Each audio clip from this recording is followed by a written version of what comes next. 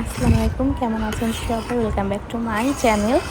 আমি তো আজকে বিকালে একটু পায়েস রান্না করেছি। আমি কিন্তু এই পায়েসটা এরকমই রান্না করি, অনেক ঘন করে এই দুধটা রান্না করি। আর রান্না করেছি হালিম। আমার মেয়ে অনেক দিনে আবদার করেছে, সে হালিম খাবে। আর এই তো আমার ফাইনাল লুক পায়েসের, সর উপরে সর পড়ে গিয়েছে, দেখতে পাচ্ছেন। পায়েসটা কিন্তু খেতে অনেক মজা হয়েছে।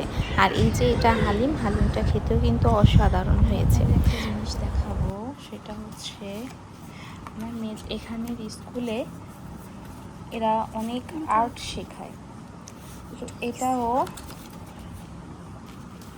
ওকে স্কুল থেকেই শিখিয়েছে, ও নিজে এটা আর্ট করেছে। আরও আছে, দেখাই, এই যে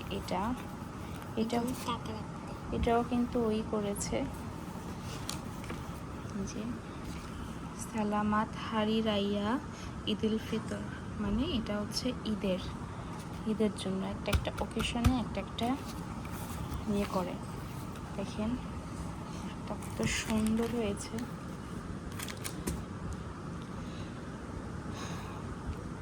যে পাশে মসজিদে নামাজ পড়তে যাচ্ছে, মানে খুবই সুন্দর একটা। এটা হচ্ছে টাকা রাখার জন্য, আমরা তো খাম বলি, এদেশে বলে আমপাও, এই আর কি। এই যে এটাও করেছে, আরও আছে টুকটাক ওইদিকে। এটাও এই যে সালামাত হারি রাইয়া, এই যে এটা কিন্তু ওই কালারটা করেছে। এটা তো আমাদের ঈদের ডেকোরেশনটা, এটা এরকম আর কি, যে জাত খুবই সুন্দর। কিন্তু এখন দেখাবো আপনাদেরকে একটা অন্যতম সুন্দর একটা জিনিস, যেটা হচ্ছে এই যে এটা হচ্ছে হ্যাপি মাদার্স ডেতে আমার নাম লেখা তমা। হ্যাপি মাদার্স ডেতে আমার মেয়ে আমাকে এটা দিয়েছে।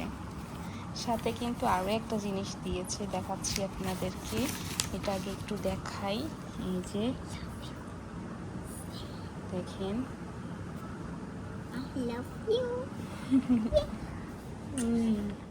ভিওলেট আর blue, sugar is sweet, just like you mom, my I love you so much, Jannatul. আর একটা জিনিস দেখেন, এটার সাথে কিন্তু এই চকলেটটাও আমাকে দিয়েছে মাদার্স ডেতে। তো এটা আমি খাইনি এখনও, রেখে দিয়েছি, ভাবছি আপনাদের সাথে শেয়ার করব, তারপর আমরা খাবো।